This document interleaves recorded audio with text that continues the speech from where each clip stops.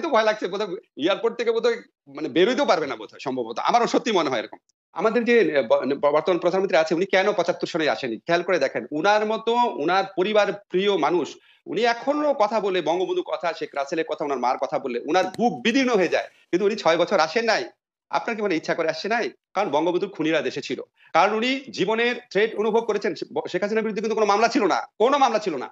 Just বঙ্গবন্ধুর খুনিরা না দেশে প্রফেসর আসতো, আশিদুল আমি একটু ছোট্ট করে বলি, একটু ছোট্ট করে বলি। জি, ৭৫ এ জি, ১৫ আগস্টের সাথে জি, বর্তমান সময়ের তুলনাটা এবং ৭৫ এ ১৫ আগস্টে ১০ বছরের জি, শিশু রাসেল সহ সবাইকে খুন করে জি। ফেলার সাথে বর্তমান সময়ের তুলনা করাটা একটু না, আমি তো সেটা করছি না। আপনি আমি এটা বলছেন যে করছি না। ৭৫ আমি এ তুলনা জি, করছি ভীতিটা। No, no, no. আমি তুলনা করছি ভীতিটা। জি। মানে উনার মধ্যে এই ভীতিটা ছিল দেখে উনি আবার এটার জন্য আসতে পারেন নাই। মেবি হুম, তারেক রহমানের মধ্যে এরকম ভীতি কাজ করছে। নাহলে একজন মাকে দেখতে আসবে না কেন? ঠিক না? এটা আমি চিন্তা করছি যে আপনি বর্তমান পরিস্থিতি আপনারা জানেন হুম। কি করা সম্ভব। একটা দেশের প্রধানমন্ত্রী যখন প্রকাশ্যে এরকম বলেন, তা আমারই তো ভয় লাগছে বোধহয় এয়ারপোর্ট থেকে বোধহয় মানে বেরোইতেও পারবে না বোধহয় সম্ভবত। আমারও সত্যি মনে হয় এরকম।